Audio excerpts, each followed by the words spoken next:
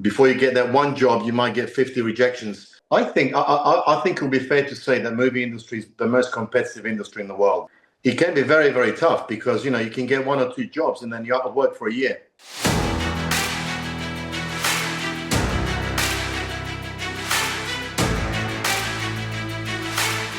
A lot of interesting memories and a lot of interesting aspects about the movie making.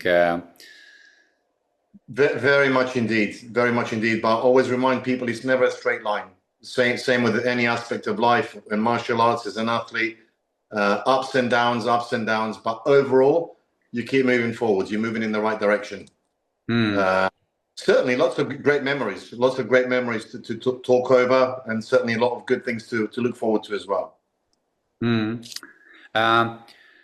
Is there anything in specific, like about the movie business, or that you like and that you don't like?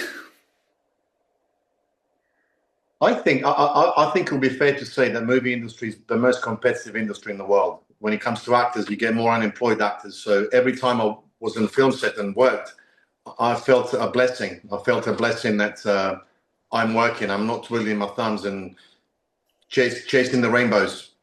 So it's a tough industry to be in. I say to people, if you're not 100% sure what your dreams and ambitions are, don't do it, because you could be experiencing a lot of heartache. So you've got to be really thick-skinned. Actors get more rejections than anyone else. Before you get that one job, you might get 50 rejections. So you've got to be quite thick-skinned and persistent to keep moving forward. And equip yourself with skills and experiences which will help to propel you to that level. So you always got to be evolving and recreating yourself. Just like in any field, I guess. If not, you're going to be left behind. Do you have an agent? Or how do you have... Yes, I've got several agents. Several agents in the USA as well as UK. Can you live out of making movies today? Besides being Keanu Reeves or the actors and actresses that have made it, that made the biggest production. Absolutely. Even if you're just making the B movies, it doesn't have to be an A movie. But let me tell you a funny story. I mean, I deliberately put myself in that situation or that scenario at the very beginning of my career. When I graduated from university, I was working for university itself for 3 years for commercial development department. I deliberately gave up my job. So I've got no choice. I've got no choice but to succeed. I made sure I had nothing else running on the side, so failure was not an option. And I did not want my family, or especially my father, I did not want to disappoint him. I didn't want him to turn around and say, I told you so. So I kind of deliberately put myself in that scenario where I was under pressure to make sure that I'm making a living out of it. It can be very, very tough because, you know, you can get 1 or 2 jobs and then you have to work for a year. And initially, yes, I had to do lots of side jobs that I can leave, and dirty jobs and horrible jobs just so I can get by. But nothing happens overnight, as we know. You know, it took some years for me to get to where I am. So yes, initially I had lots of doubts. Many of times I said, I want to quit, I want to give up, because, you know, I had great jobs last year, but for the last year, I've not done any jobs. So I put myself in that situation where I had to make sure that I had ongoing jobs. So it was rolling from one job to another. Okay. But you still teach martial arts in your own club? I teach when I can, when I'm around. In fact, I may have told you I just finished shooting a film on Tuesday, Cage Rage, which is martial arts based. I play a father of 2. This is first time I played like an older role. I play father of one of the big fighters in the film. I do. So going back to your question, I do teach, but luckily enough now I've accumulated a good team of people who take care of the classes when I'm not there. And lucky, my wife is managing the schools. She comes from that background. Her father is a martial artist. Her father also runs a full-time martial arts center. So she's got plenty of experience. So she runs the school when I'm not around. It took me a number of years to open up schools. Well, 12 years ago, I opened up this school. But there was that big gap where I could not commit myself to open up a school because I was always traveling. I was always away. And then I said, I've got to secure my future. You know, when I'm not on film set, I've got to get something going on. So 12 years ago, I decided to team up with Matt Fidesz. Matt Fidesz, I don't know if you heard of Matt Fidesz schools. Matt Fidesz was Michael Jackson's bodyguard for 10 years. And he opened up a martial arts franchise. And to this day, he runs the largest martial arts franchise in the world. Oh, wow. Matt Fidesz.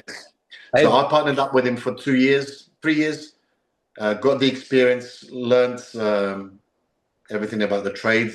And then we split up, went separate ways. And now we're running the school as it is. Wow. Well, because that would be my next question. How do you handle all this, making movies, traveling all around, and still teaching? So that makes sense. Actually, you have to have people that you can rely on. Yes. I've got 5 instructors now. 5 instructors who teach most of the classes. When I'm around, I still like to go to classes. I don't particularly like teaching the little ones, the smallest ones, but I like to teach the adults. So I still put my head through the door and I teach the classes because I really enjoy it. I really, really love it. But I don't necessarily have to be there all the time, which is very lucky. And this took quite some time to get this sort of dynamics that I can do that. Okay. And you also organize events in the UK, competitions. Is it just your schools, or are they open tournaments? Good question. We have 2 to 3 tournaments a year. One is in-house, only for our school, just for the experience, because some kids are way too nervous. They've never had any past experience. So it's a nice way for them to step onto the mat with familiar people. Then our second tournament, which is November, is inter-club. So it's open to anyone who wants to come along. So we do one tournament, 2 to 3 tournaments. One tournament just in-house and the other one is open to other schools. How long have you been doing that? Organizing only for the last 3 years. Okay. Only for the last 3 years. I like I said to you, when I did it the first time, I was very nervous because I'd never done it before. I wish I'd started beforehand. My son competes now. He's doing so well in international tournaments as well as national. He won the US Open last year, the one that we went to Atlantic City. Great. In fact, he picked up 3 golds last year, not this year, last year, didn't go this year. And now he's in the national UK team to compete in World Games in Norway in November. It's a lot busier now. The school is a lot busier because we have 6 other athletes who compete in the same tournament. But I think it's just brought a lot more exciting dynamics to the whole school, the fact that we're competing now, which we never did before. But I used to compete, so in a way, I get excited for them because I know exactly what they're going through because I went through it myself. But I think even though you're not there all the time teaching or at the school all the time, they still see you as a role model, the students, and this helps a lot, doesn't it? It does. And if I'm there or if I'm not there, I post weekly videos for them to watch. One is about philosophy, could be about self-control. How do we control emotions of anger and fear?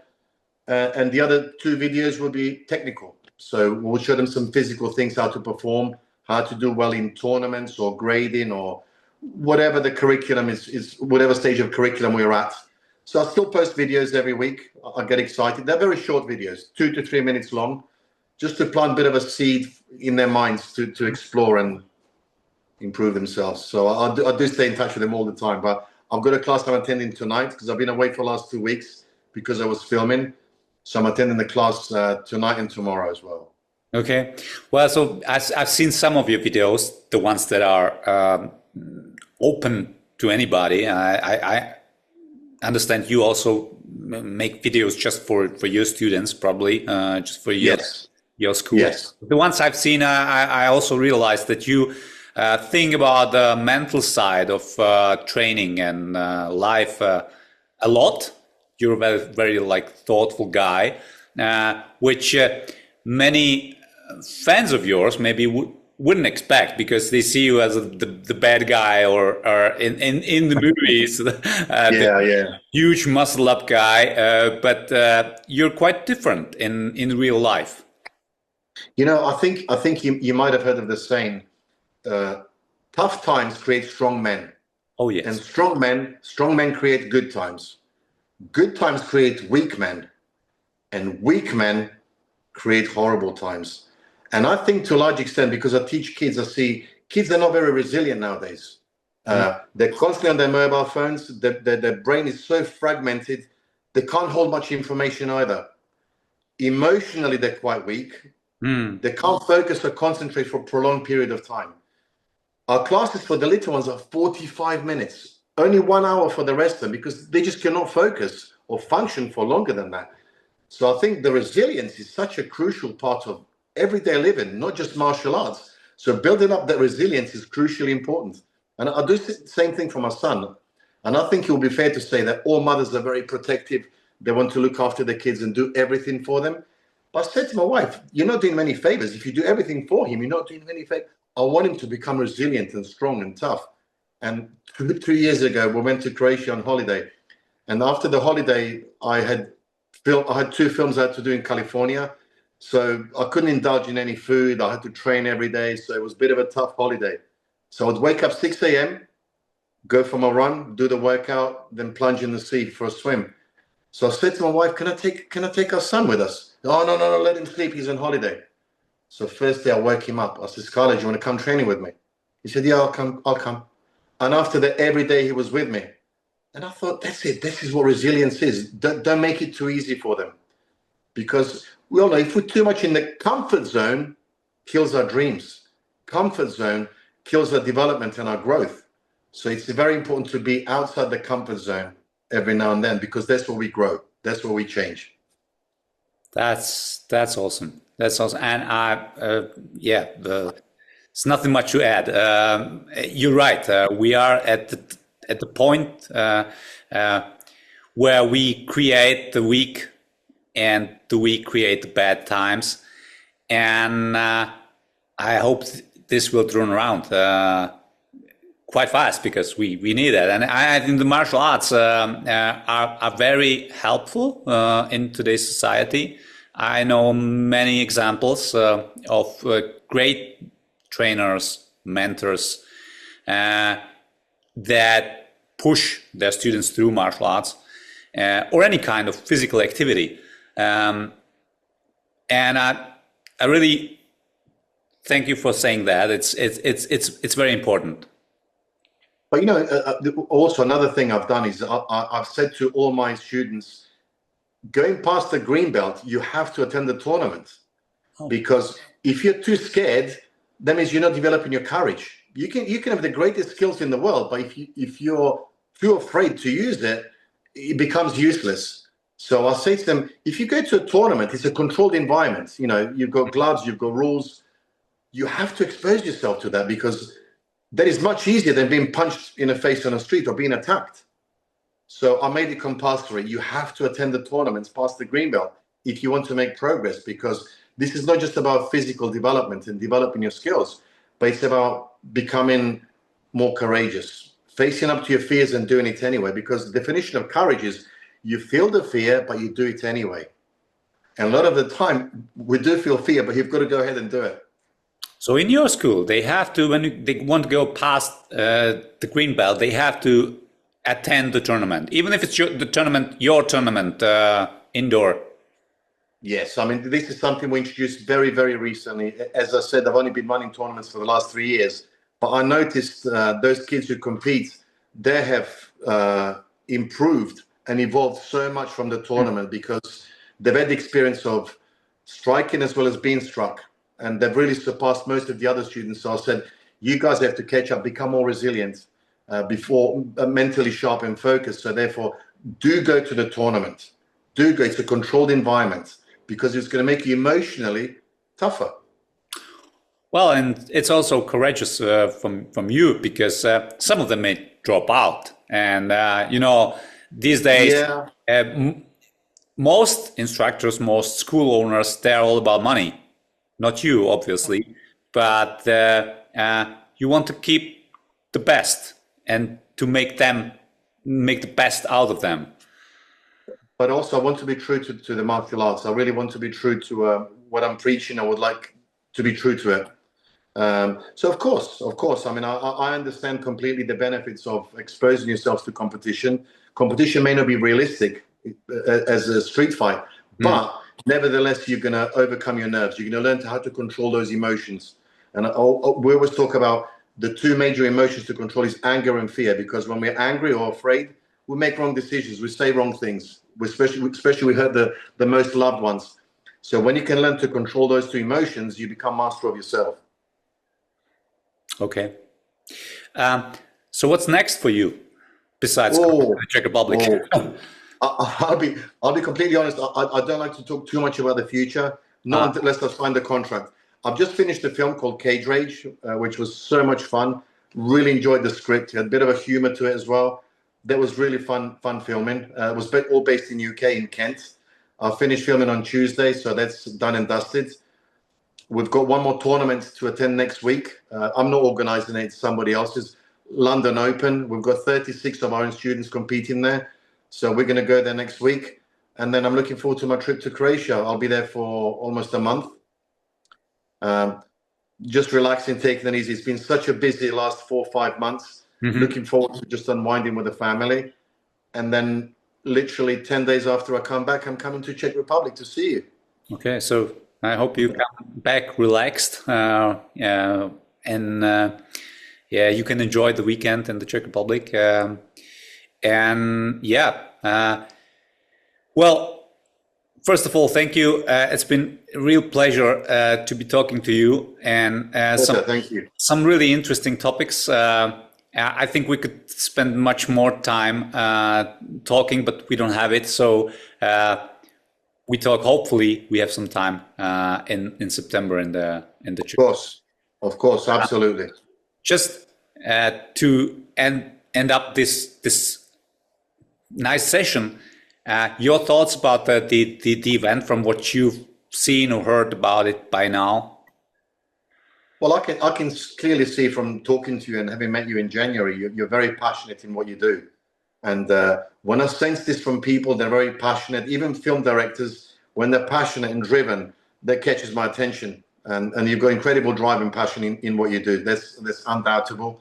And I always like networking. I think networking is very important with like-minded people who are also passionate and dedicated to their art, because there's so much for me to learn from people as well as events, from attending seminars and going to events. So I'm very much looking forward to this being the first one as well. So I'm very glad to be a pioneer of your first event.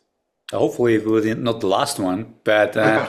oh, no, of course not. Of course not. Yes. I think it will be great. We're really happy about having you as a part of the event. So we see each other in September. We potentially will see each other once more in November. Of course, yes. At the World Games. Also looking much forward to that one. So good luck in everything you do, and make some good holiday in Croatia, and come back relaxed and strong for our event. Thank you. Looking forward to it. All the best. Thank you. Thank you. Bye-bye.